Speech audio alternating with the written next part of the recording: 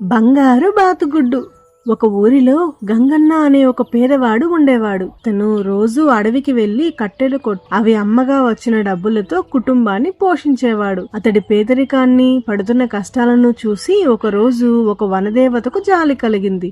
ఒక బాతుపిల్లను సృష్టించి అతని వద్దకు పంపింది. ఆ బాతుపిల్ల నెమ్మదిగా నడుచుకుంటూ కట్టెలు కొడుతున్న గంగన్న ముందుకు వచ్చి నిలబడింది. ఆ బాతుపిల్లని చూడగానే గంగన్నకు చాలా ముచ్చటేసింది.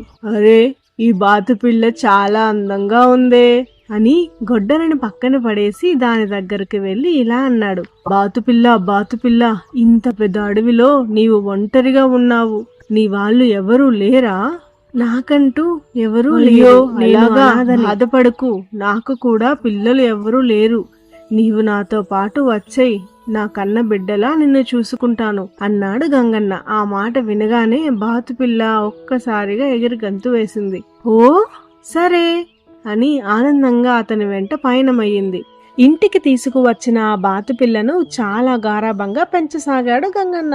అయితే అత్యంత ఆశాపరురాలైన గంగన్న భార్య తాను దూర సందు లేదు కాని మెడకో డోలు అంటూ తన భర్తను బాతుపిల్లను తీసుకుని రావడంపై వెటకారం చేసింది. కొద్ది కాలంలోనే ఆ బాతుపిల్ల పెరిగి పెద్దదైంది. ఒక రోజు అది ఒక గుడ్డు పెట్టింది. అయితే అది మామూలు గుడ్డు కాదు, ఒక బంగారు గుడ్డు. అందరూ ఆనందంతో గంతులు వేశారు.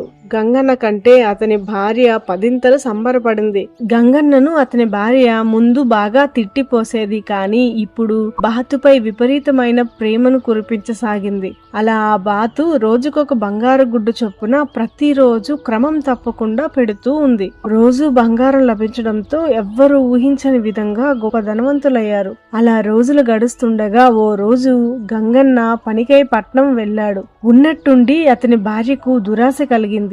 ఈ బాతు ప్రతిరోజు ఒక బంగారు గుడ్డే పెడుతుంది. దీన్ని పొట్టలో చాలా బంగారు గుడ్లు ఉంటాయి కాబోలు. ప్రతిరోజు ఒక్కొక్క బంగారు గుడ్డు కోసం వేచి చూడడం కంటే ఈ బాతును కోసి దీని పొట్టలోని గుడ్లన్నింటినీ ఒకేసారిగా తీసుకుని వెళ్లి అమ్ముకొని ధనవంతులుగా అవ్వచ్చు అని నిశ్చయించుకుంది. ఆలోచన వచ్చిందే మొదలు ఒక్క క్షణం కూడా ఆలోచించకుండా ఆమె బాతును కోసి పొట్ట చీల్చింది. కానీ అందులో ఒక్క బంగారు గుడ్డు కూడా కనిపించలేదు. దాంతో ఆమె లబోదిబోమని ఏడుస్తూ నెత్తి నోరు కొట్టుకుంది. బాతు మాయమై వనదేవత దగ్గరకు వెళ్లిపోయింది.